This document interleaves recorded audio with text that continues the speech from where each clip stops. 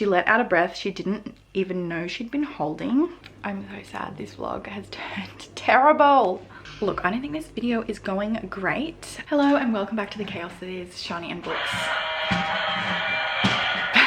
Today is going to be the second in my series of trying to find a new favorite book. If you didn't see my last video, I'm posting, hopefully if all goes to plan, a series of 5 videos all themed around my favorite books and trying to find new favorites. So the first video, which is already up, I am reading 5 books that have a trope or something in them that is in one of my previous favorite books. This video, I'm going to be reading 5 books from authors that have made my favorites list previously. The third video is going to be the classic reading booktubers favorites, where I read 15 books. The fourth one is a silly goofy one where I read titles that are similar to books that I've previously had in my favorites list. And then the last video is going to be a wrap up with my conclusions and going to be predicting some new 5-star favorites. So let's get into the TBR for this video. So I'm looking at my 15 favorite books that I had in 2021 and 2022 in those favorites videos when referencing this one. So in my 2021 favorite books video, I had Daisy Jones and the Six by Taylor Jenkins Reid, which reminds me that the TV show just came out and I still haven't watched it. A book, yeah. So looking on my shelf to see, do I have any other Taylor Jenkins Reid's books? I have some of her backlist to get through, and I had Maybe in Another Life. So this is the first book on my TBR in testing if authors that have been on my favorites will get a new favorite. What? Also in my 2021 favorites, I had The Death of Vivek Oji by Akweke Emezi. And on my shelf waiting to be read was You Made a Fool of Death with Your Beauty. By the way, for this video, I was choosing books I already own to get through my owned TBR.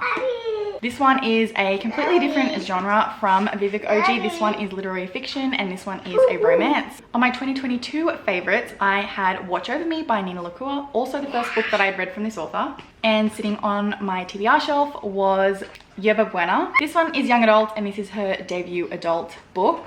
In my 2022 favorites, I had Razorblade Tears by S.A. Cosby, which surprised me because this is not generally a style of thriller that I like.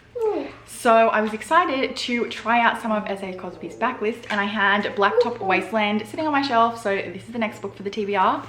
And then lastly, an author that has made both my 2021 and 2022 favorites is Tiffany D. Jackson. And this one was on my 2021 favorites, this one was on my 2022 favorites. And sitting on my shelf waiting to be read is her debut novel, I think, which is Allegedly. These ones are all young adult mystery thrillers. So these are the authors that I'm going to be trying again to see if they can have another book that will make my favorites.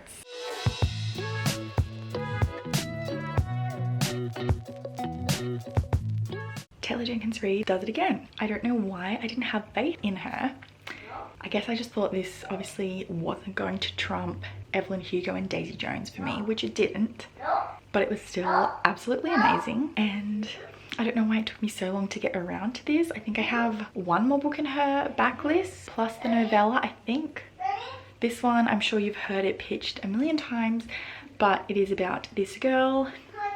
She's returning back to her hometown and she goes to a party with her friend. And then her friend asks if she wants her to take her home or if she wants to go for the rest of the night with her ex-boyfriend. The rest of the novel is alternating chapters with the life she would have gotten if she goes home with a friend and the life that she would have if she goes with the ex-boyfriend. Yes, baby. Cheese. Okay, cheese. Oh, baby. Oh my goodness. Cheese. Cheese. Cheese. Okay, thank you. Mommy's turn now. Cheese. Cheese. Okay, great. Cheese. Cheese.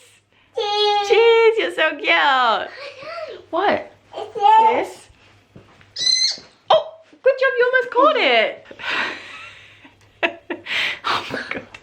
So I'm really interested in the concept, I guess, that is put forward about every decision that you make, affecting how your life is going forward.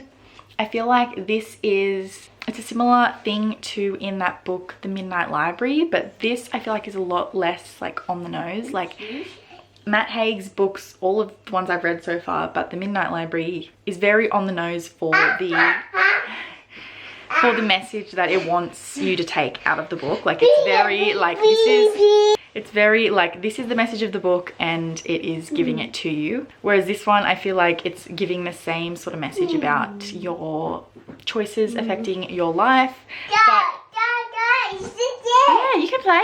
But it's in a more fun story, I guess. I say fun, but this does have hard-hitting topics, and I did cry in this one. I've cried in, I think, all of Taylor Jenkins Reid's books, maybe. I did come downstairs to film this without interruption, but he followed me. I did like the way that this was written, and I like that we were learning things about her life in one chapter, and we knew that it would apply to her life in the alternate timeline when we were learning stuff about her or her friends. I don't want to give spoilers. But yeah, I just liked piecing that together. Thank you. Oh no. I'm not going to be able to update you more on my thoughts of this book, but I gave it 5 stars, so.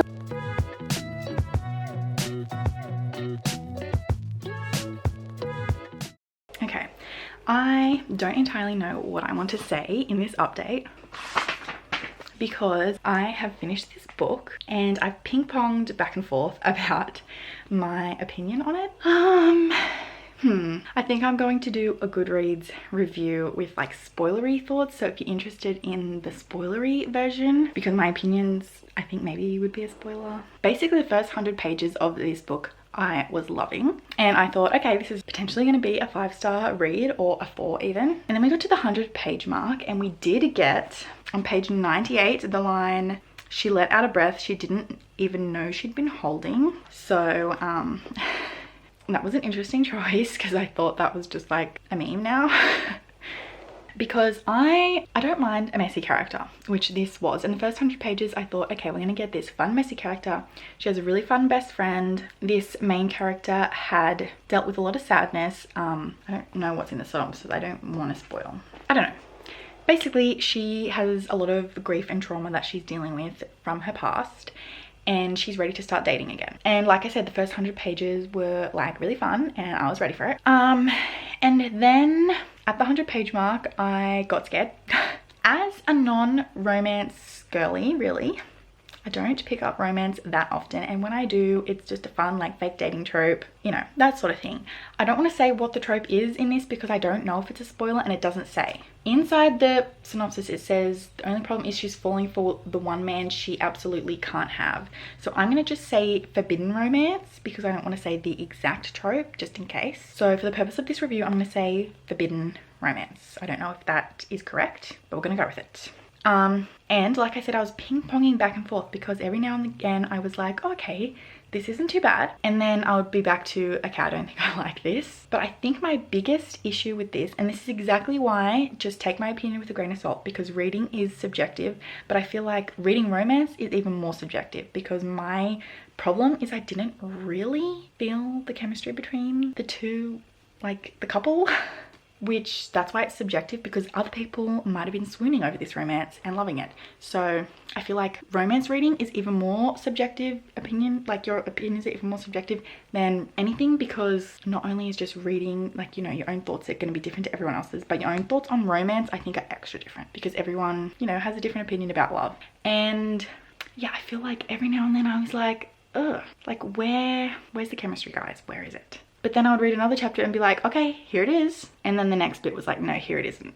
So I don't know. Just, I'm gonna do spoilery thoughts, not here because I don't want to spoil the book for anyone who is wanting to pick it up. But I just, I don't want to say too much. But what I will say is that as a parent, I know that the book did say, you know, something about, you know, when you're a parent and you don't put yourself first because you are looking after your children and you want to finally choose your own happiness. Totally get that. However, also as a parent, I am going to go ahead and say that no love on this entire world can trump over the love that I have for my own child. And if anything were to jeopardize or risk my own child not loving me or doing anything that would hurt my own child, I just wouldn't do it. I don't care how much I love a person, I just would never do that. yeah, I just feel like my love for a stranger could never be more than my love that I have for my child, in my personal opinion. But again, I don't want to get too much into it because I feel like I've said too much already. I don't know. Basically, I just didn't understand the actions of one of the characters in this book. I did think that the main character that we were following was really fun, and like I said, I don't mind reading about messy characters, and I thought she was really fun. Her best friend was really sassy.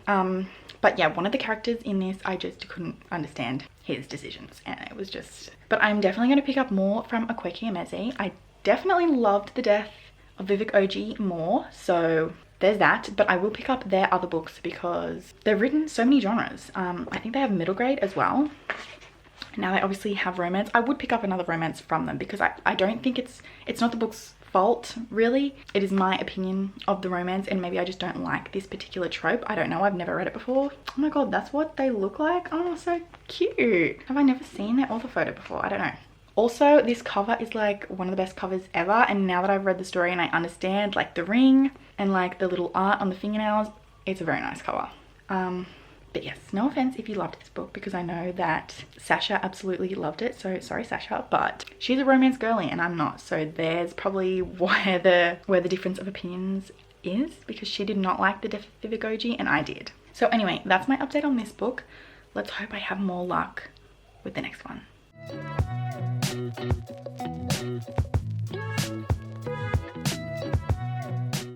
Okay, I have not done like mid-book check-ins for any books that I've read this month. So let me do a mid-book check-in, partly because I want to and partly because I matched my makeup to my current read. And I'm like 100 pages from the end, a little under 100 I think. And I'm sad that I'm not loving this because Anina Lacour book was on my favorites list of last year. Obviously, that's the whole reason I'm doing this. And it was young adult, and this one is an adult book. This is her debut adult novel, and I'm not loving it. This is actually the second book in this vlog where I haven't really felt excited about the two characters getting together. This is definitely not a romance, even though I feel like it is pitched as a romance. It's definitely literary fiction, and we're basically following these two women in their separate lives, and then we're now at the point where they're coming together and I guess getting into a relationship, but I don't know, at the moment it feels like kind of disjointed. I don't know how to explain it. I think I need to finish it and come back with full thoughts, but I'm not loving it at the moment, and I'm really sad about it because it seems like something that I would love, because it's like two sad girls, we're following them separately, and then we're hopefully going to get some sapphic love at the end, and I don't know, I'm just sad that I'm not loving it. It's like odd because we're getting this whole backstory of these two characters separately, all the things that they've been through, and then all of a sudden they're just thrown together, and it just doesn't feel like it goes, like it doesn't feel right. I don't know how to explain it. Yeah, I don't know, we'll come back when I'm done. I'm gonna be honest, I've been playing my Switch a lot, so I can't remember actually what books I have and haven't updated for, but I finished Yerba Buena like quite a while ago, and I did not update, I don't think, how I ended up liking it and my rating and stuff. I'm not 100% sure on my rating, but let's just say it is below 3. So this was not a success for this author this time around. This book could have almost been another new favorite for me. Basically, we have these two girls. We're learning about their lives separately and like some traumatic things that have gone on, some messiness in their past in regards to relationships and just things that they've gone through. And then we finally get to where they are meeting and crossing paths. This is not a romance, by the way, it's definitely literary fiction. And then we get them together. It is a sapphic relationship, two women. And this, I feel like, now that I've had time to sit on my thoughts a little bit more, because it's been a while since I finished it, but I feel like for this one, what would have made it almost perfect for me if we were only hearing from the perspective of one of the women, if we weren't getting both points of view. So Emily and Sarah are the name of the two women, but I feel like if I was just reading from Sarah, I think I would have liked this a lot more. Sarah or Sarah, I don't really know. I feel like my accent makes everything weird. Basically, she is from this small town, and I think her chapters are the first ones, but her girlfriend slash best friend, they weren't out. She ends up dying, and so she ends up, the day they find the girlfriend's body, she runs away from home. She tries to take her younger brother with her, but he won't go, and so she just meets this guy, and they just do whatever they can to get from this small town to Los Angeles. And then the other main character, Emily, I feel like I was interested in her chapters less. She has a bit of a messy relationship, an affair with a married man. She has to look after her grandmother. She has a lot of stuff going on, but I just feel like I feel like I really would have preferred if I was just reading from Sarah, and then I feel like I would have liked it a lot more, maybe. I'm not sure. That's what I'm thinking at the moment, is what would have made it better for me. But quite honestly, I didn't love it. By the time the characters met, it was just like insta love, and they just see each other from across the room, and all of a sudden they're obsessed with each other, which quite frankly, okay, maybe love at first sight is a thing, but I just felt like in the story, like we were just learning about them separately. So by the time they meet, we should have been like, ooh, like a really exciting moment, but it didn't feel exciting to me. It just felt like forced. I don't know, it just felt like the two characters were just written separately, and then it was just like, okay, let's just force them together now. I did, like, once they were together, I guess I did like it, but yeah, quite frankly, I would have preferred just reading from one.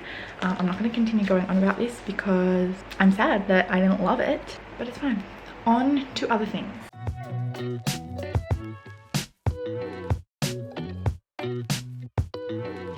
Look, I don't think this video is going great. I'm going to give you a quarter point update for this book. I don't actually remember what other books I've read for this video.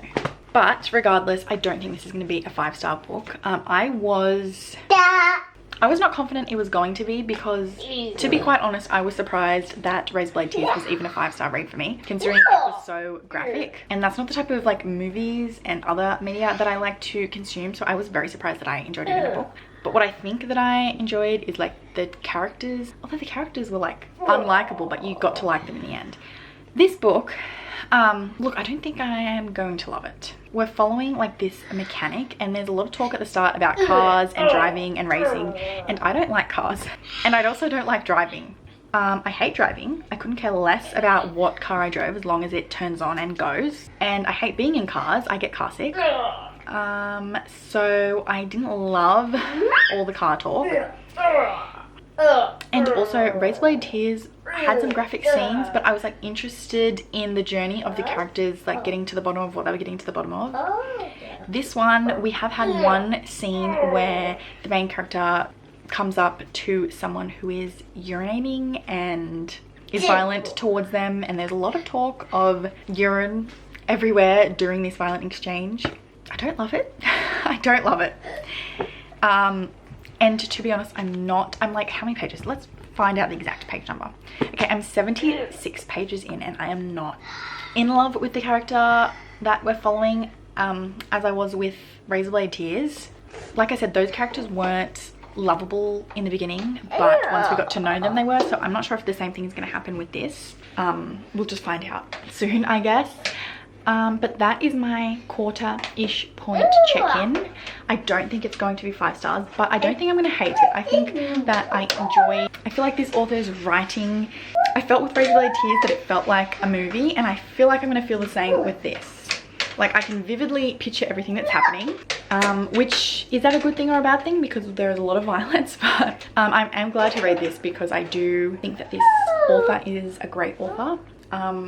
But Razorblade Tears might have been a one-off flip. We will see. We'll just see. Okay, I have finished Blacktop Wasteland, and unfortunately was not a 5-star. I definitely think that Razorblade Tears by this author was like a fluke for me, for it becoming a favorite, because I don't think this author's writing is for me. Like I said, it is very violent. But I think the reason that Razorblade Tears worked so well for me is because I felt like an emotional connection to the characters, even though they were shitty people at times. Yeah, I just feel like there was an emotional connection. There was a lot of talk about like race, and it dealt with more hard-hitting topics. This one, unfortunately, I don't really know what I'm gonna rate it. I don't think I'm gonna rate it on Goodreads because quite frankly I don't think it's fair to the author or the book when I don't think I am the audience for this, but I will rate it like for myself, like in my journal and stuff. But yeah, it's maybe like a 2. This had like a disability slur, the R word used. It also had a slur for a lesbian, and there was one other thing that it said, and I can't remember what it was now, but there were a few like, yeah, a few language choices that were not challenged. Like it was just the characters used those words and we moved on. And speaking of characters, I hated every single character in this book. Actually no, not every single character. The main character's wife and the children were the only characters that I gave a crap about. I think one of the reasons why I find this book so difficult, obviously without giving spoilers, is I really struggle with books where children are harmed. So yeah, the ending of this book, yeah, I was crying because the choices of the main character meant that his family were put at risk, and I can never, not that I always have to read about good characters, like I don't mind an unlikable character, but when I disagree with every single choice that the main character was making, it was just becoming frustrating because I can never understand, I will never understand someone who puts their loved ones, especially their own children, at risk when it could have been avoided. Basically, did I talk about the premise of this book? It is this character who used to be involved in some illegal things, and he had gotten out of that. He was a mechanic. Like I said, there was a lot of car talk that I didn't care about.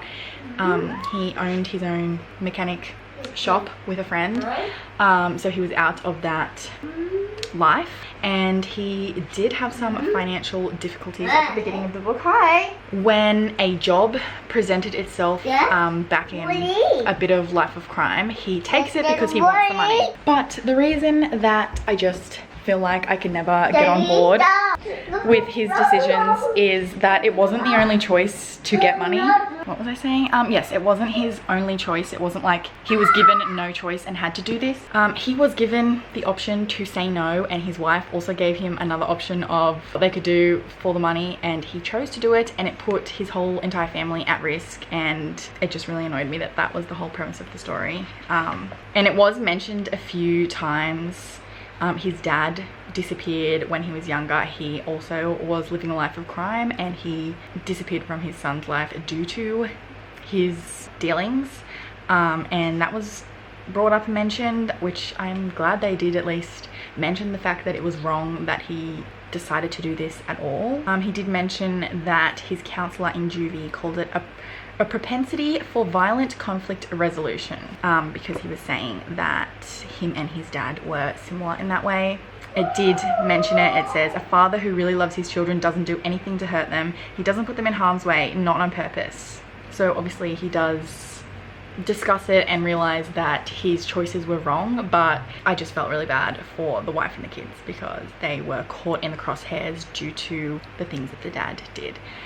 Like I said, I can read a book where a character is like messy or unlikable, but yeah, everyone, like there was no emotional connection to any of the characters besides the wife and kids, who weren't really mentioned all that often.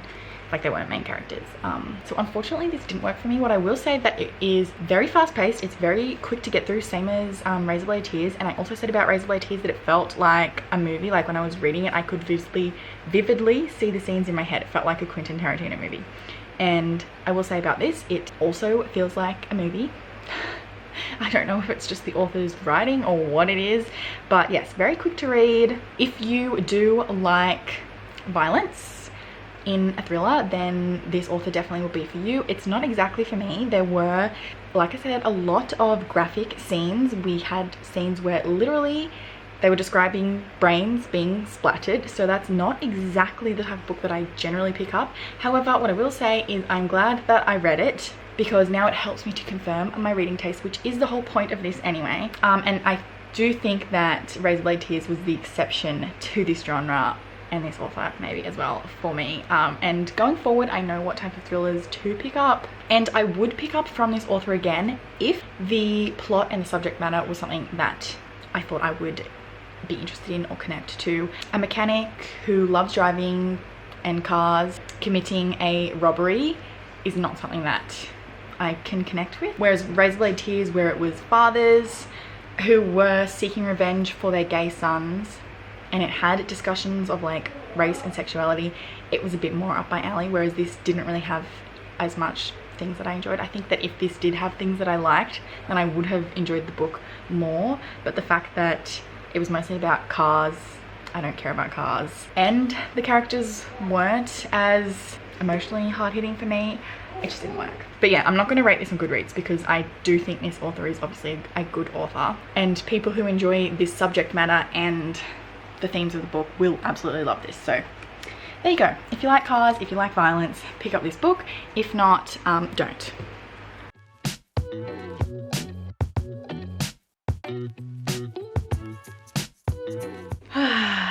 Look, I have finished this book. I read the whole thing pretty much in one day. I'm so sad this vlog has turned terrible. So I listened to the audiobook alongside reading physically, which, as we know, I love doing. The audiobook is also narrated by Barney Turpin, I think is who does it, and I really love her audiobooks. Okay, so let's start with the positives. The audiobook was great. It was a really fast read, read it all in one day. Okay, so let me tell you what it's about first, maybe. This is about this girl. So this is this girl, Mary, and she has been accused of killing a baby. I was a bit nervous going into this because I do not like books where children are hurt and or die. But thankfully that wasn't the issue. So when she was like 9, I think it was, her mother and herself were babysitting, and they are black women. They were babysitting for this white lady. So they were babysitting a white baby, and the white baby dies. And Mary ends up going to baby jail, it's called, referenced as in the book, for this crime. And she's there for a certain amount of years, and now she is living in a group home. So I guess like she got out. Did she do like a certain amount of time, or was it like good behavior? I don't remember. Anyway, she's in a group home now with all of these other girls. And I found all of those scenes like really compelling, learning about the girls in the group home, because they have all obviously also done things that had landed them in their situation. There was a lot of reference to characters being described as like dykes and being described as being fat and things, so that's something. But yeah, ultimately, while I enjoyed my read, I don't know what to rate this. Oh no, I'm so sad. This is another book that had a lot of urine and vomit talk. The other book was in this vlog too, right? Yeah, this vlog is just filled with books that had a lot of discussions about that. I don't know. So just be aware of that if you don't like reading about that sort of thing, because it came up a lot. But yeah, we're obviously made to feel for this character because her mum is definitely hinting at the fact that she didn't do it. She keeps telling everyone she didn't do it, which is why it's called allegedly, because it keeps saying like, you know, she killed this baby allegedly. She's saying that she was innocent, and now she wants to try and, I guess, clear her name. She's also dealing with a mother who is clearly very narcissistic. She comes and visits her every week, and she doesn't really ask that much about her. She just wants to come and talk about herself and make herself feel better, is really the point of visiting her daughter. So we're made to feel a certain way about Mary. However, there's a lot of discussion about how Mary was just so intelligent, and I don't know, it feels like it was saying, you know, she should be, well, not forgiven, but it's kind of like she can't have done it because she is so intelligent, and like we should feel for her because she's in this bad situation, but she's so intelligent. As if to say like someone who wasn't as intelligent in the same situation, we shouldn't be feeling for them. I don't know. I need to think about it some more, I think. But there's that, but I was enjoying my reading experience, I guess. And then we got to the ending, and there's a twist in the very final chapter, which I'm obviously not going to spoil. However, I do not think I enjoyed what occurred in the twist. So it made me feel like I need to move my rating down, even though I don't know what my rating even was. So I said this in another video, I've been trying not to rate books straight away because I noticed that I'm either like, yeah, 5 stars, and then later I think about it and I'm like, I don't remember a thing about that book, and was it even 5 stars?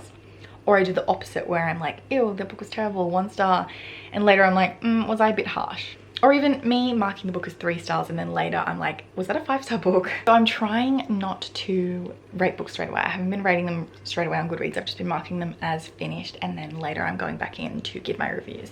So I'm not entirely sure yet what I'm going to give this one, but what I will say is that this video didn't go well. Did I even enjoy a single book in this vlog? Oh my god, this was such a negative vlog. Should I just delete it?